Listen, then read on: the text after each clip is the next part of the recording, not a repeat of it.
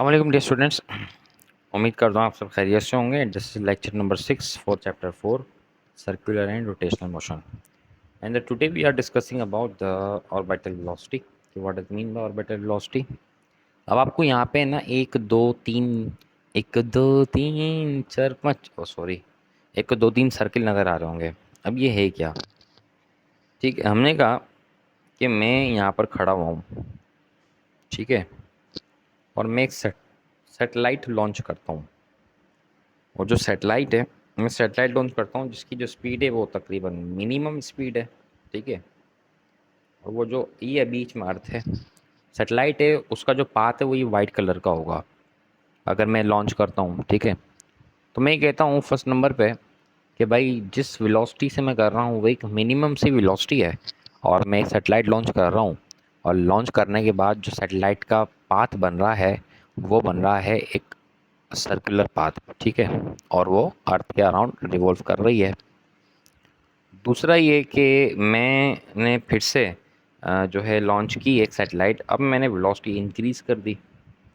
अब जब मैं वेलोसिटी और ज़्यादा इंक्रीज़ कर दूंगा तो जो सेटेलाइट होगी, जो फर्स्ट वाला पाथ बना वो कौन सा बना? सर्कुलर पाथ, ठीक है, क्योंकि वेलोसिटी एक मिनिमम वेलोसिटी थी, इतनी ज़्यादा नहीं थी। अब मैंने क्या किया कि वेलोसिटी बढ़ा दी और मैंने बहुत ज़्यादा वेलोसिटी के साथ अर्थ के अराउंड उस सेटेलाइट को लॉन्च किया।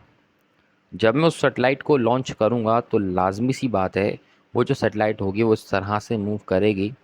और देखो ये तो आपको मतलब पूरा एक पाथ नज़र आ रहा है ना सर्कुलर फॉर्म में। वो जो पाथ बनेगा वो इलेप्टिकल पाथ बनेगा, ठीक है। वो कौन सा पाथ बनेगा? जैसे कि आपको नज़र आ रहा है ब्लू लाइन का इलेप्टिकल पाथ।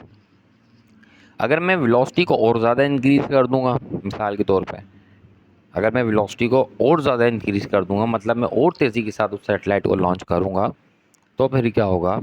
तो फिर ये होगा डियर स्टूडेंट्स कि अब जो सेटेलाइट होगी वो येलो पाथ की तरह मूव करेगी, ठीक है। वो क्या करेगी? येलो पाथ की तरह मूव करेगी। वो अर्थ की ग्रेविटेशनल फील्ड से क्या हो जाएगी? एस्केप हो जाएगी। तो हम यहाँ लिखेंगे कि escape from earth's gravitational field, ठीक है। अर्थ की जो ग्रेविटेशनल फील्ड है उससे क्या हो जाएगी? वो एस्केप हो जाएगी, निकल जाएगी बाहर, वापस नहीं आएगी। और वो जो सेटेलाइट होगी ना वो इस तरह से मूव करेगी, यूं जाकर बिल्कुल बाहर चली जाएगी। वो वापस से घूम कर नहीं आएगी क्योंकि वो अर्थ की ग्रेविटेशनल फील्ड से बाहर जा चुकी है। एस्केप वेलोसिटी उसके पास आ गई। और वो जो पाथ बनाएगी वो पैराबोलिक पाथ बनाएगी। तो देखो वेलोसिटी चेंज करने से तीन पाथ हमने देखे। पहला सर्कुलर मिनिमम, उससे ज़्यादा की हमने मीडियम तो ऑर्बिटल, ठीक है, एलिप्टिकल सॉरी। और फिर जो तीसरा था वो है एक पैराबोलिक पाथ। अब हमने क्या करना है कि जिस वेलोसिटी के साथ हमने एक मिनिमम वेलोसिटी के साथ उस सेटेलाइट को लॉन्च किया अर्थ के अराउंड, उसको हमने जो है डिटरमाइन करना है। अब क्योंकि देखो उस मिनिमम वेलोसिटी की वजह से उस सेटेलाइट का जो पाथ बना वो ऑर्बिटल बना, सो इसलिए हम इसको कहते हैं ऑर्बिटल वेलोसिटी। सो ऑर्बिटल वेलोसिटी हमारे पास क्या है, हमने इसको डिस्कस करना है और इसको कैसे फाइंड आउट किया जाता है। सो ऑर्बिटल वेलोसिटी आपके पास, व्हाट इज़ ऑर्बिटल वेलोसिटी, ठीक है। तो अब हम इसको डिस्कस करते हैं। हमने कहा कि जो वेलोसिटी है, ठीक है, required velocity required to satellite, किसको ज़रूरत है वेलोसिटी की? सैटेलाइट को, ठीक है। किस चीज़ के लिए? टू रिवॉल्व, रिवॉल्व करने के लिए। कहाँ पर? अराउंड द अर्थ, ठीक है। कहाँ पर? अराउंड द अर्थ, अर्थ के अराउंड मूव करने के लिए जो वेलोसिटी रिक्वायर्ड होती है सैटेलाइट को, उसको हम कहते हैं ऑर्बिटल वेलोसिटी, ठीक है। उसको हम क्या कहते हैं? Orbital velocity. अब इसके वेलोसिटी क्या होता है? इसके वेलोसिटी ये होता है कि द वेलोसिटी रिक्वायर्ड, हम यहाँ लिख देते हैं ज़रा, इसको हम डिनोट करते हैं वी ओ से, उसको हम वी ई से डिनोट करते हैं। अच्छा जी, मज़ीद इससे आगे ये इसके वेलोसिटी, हमारे पास वेलोसिटी रिक्वायर्ड टू सैटेलाइट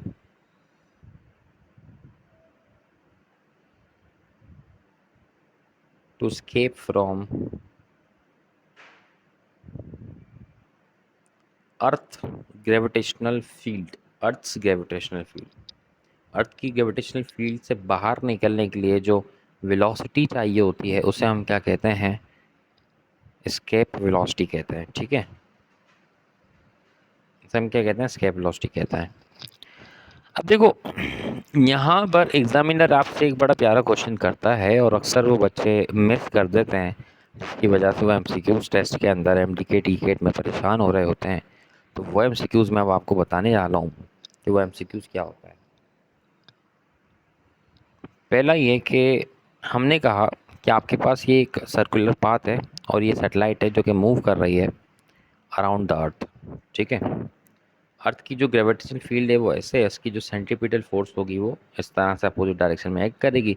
ये दोनों इक्वल होंगी तभी ये सैटेलाइट मूव कर रही है। हमने कहा सेंट्रीपिटल फोर्स का फार्मूला है mv²/r, ग्रेविटेशन का Gm1 m2 over R square. R से आर कैंसिल हुआ, एम से एम कैंसिल हुआ, v² बचा। अब इसको हम आगे लिख लेते हैं ज़रा।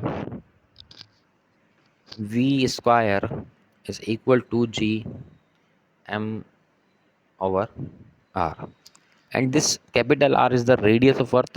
ठीक है, and this capital M is the mass of earth. So Gm over r, under root आ गया जब स्क्वायर रूट खत्म हुआ। तो एक तो वेलोसिटी का फार्मूला ये है Gm ओवर r। अब देखो अगर हम ये कहें कि, अब मैं आपको एक और एग्जांपल देता हूँ ना यहाँ पे, कि अगर हम सैटेलाइट को अर्थ के बड़े करीब ले आएँ, मिसाल के तौर पे अब हम यहाँ बनाते हैं, हम कहें कि इन इफ स्मॉल आर, हम एक शेप बना लेते हैं ना, ऐसे है। तो ये एक सर्कुलर पाथ है। ठीक है, ये एक और सर्कुलर पाथ है। ये हमने कहा ये अर्थ और इस पॉइंट से लेके यहाँ तक का रेडियस हुआ अर्थ का। ठीक है जी, तो और ये रेडियस हुआ आर। हमने कहा ये जो स्मॉल आर है इज द रेडियस ऑफ अर्थ, मतलब अर्थ के सेंटर से लेके उस सैटेलाइट तक का। हमने कहा कि if satellite is very very closed, अगर सैटेलाइट बहुत ज़्यादा क्लोज हो जाए तो ये स्मॉल आर की जो वैल्यू है ये इक्वल हो जाएगी। हमने कहा कि if satellite is very close to the earth, so small R की वैल्यू इक्वल हो जाएगी कैपिटल आर के। तो इस कंडीशन में अब क्या होगा, इस कंडीशन में ये होगा, एक मिनट ज़रा, इस कंडीशन में जो वेट होगा वो इक्वल होगा किसके, सेंट्रीपिटल फोर्स के। ठीक है जी, सैटेलाइट का जो वेट होगा वो सेंट्रीपिटल फोर्स के इक्वल होगा। सो हम कहेंगे कि M G over M V square over R. ठीक है, एम से एम कैंसिल हुआ, एक मिनट, एम से एम कैंसिल हुआ तो आर यहाँ डिवाइड, वहाँ जाकर मल्टीप्लाई। ठीक है, V square over R is equal to G, R multiply हुआ तो ये बनेगा, हम इसको ज़रा तरतीब से लिख लेते हैं। कहाँ जा रहा है भाई, ज़्यादा ही नीचे चला गया तू तो। ओहो, आ गया आ गया आ गया। तो ये बना v² is equal to G into R then under root G into R. So this is the formula for, अच्छा ये क्या हो गया भाई, ये हो क्या रहा है। सो ये जो फार्मूला हमारे पास बना, जी यहाँ पे क्या है, acceleration due to gravity, and R is the gravity, and R is the radius of earth. ठीक है, तो जी हमारे पास है 10 और रेडियस है 6400 किलोमीटर। मल्टीप्लाई करेंगे, ठीक है, मल्टीप्लाई करेंगे तो आंसर आता है 8 किलोमीटर पर सेकंड। इसका मतलब ये है कि अर्थ की जो ऑर्बिटल वेलोसिटी है वो होती है 8 किलोमीटर पर सेकंड। कितनी होती है, एक सेकंड में वो 8 किलोमीटर तय कर सकती है। दिस इज़ द, अगर इतनी स्पीड के साथ आप अर्थ उसको सैटेलाइट को लॉन्च करोगे तो वो अर्थ के अराउंड रिवॉल्व करेगी, वरना नहीं करेगी। ठीक है, इसके वेलोसिटी का फार्मूला होता है, और वो जो वैल्यू होती है वो 11 किलोमीटर पर सेकंड होती है। मतलब अर्थ की ग्रेविटेशनल फील्ड से निकलने के लिए इसको 11 किलोमीटर पर सेकंड से लॉन्च करना पड़ता है कि ये अर्थ की ग्रेविटेशनल फील्ड से एस्केप आउट हो जाए। अब इसमें एक रेशो मालूम किया जाता है एग्जामिनर की तरफ से, और वो रेशो क्या है, वो कैसे, इसके वेलोसिटी और ऑर्बिटल वेलोसिटी के दरमियान में वो रेशो क्या होता है डियर स्टूडेंट्स, वो होता है कि इसके वेलोसिटी का फार्मूला देखो होता है 2 × जी क्या हुआ GR, और ऑर्बिटल का होता है √g × r।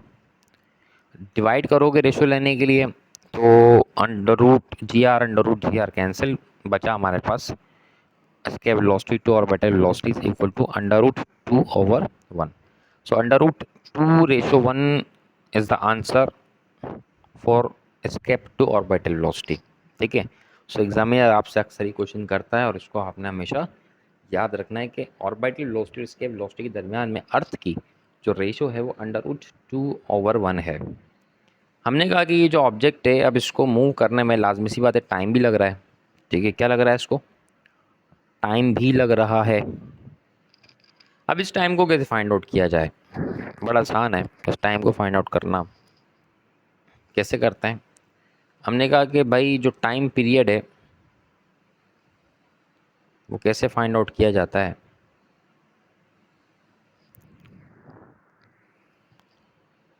Time period find out किया जाता है, ये मार्कर कहाँ चला जाता है मेरा बार बार। टाइम जो होता है वो कैसे फाइंड आउट किया जाता है, उससे पहले हम इसकी डेफिनेशन लिख लें कि टाइम रिक्वायर्ड टू कंप्लीट, ठीक है, टाइम रिक्वायर्ड टू सैटेलाइट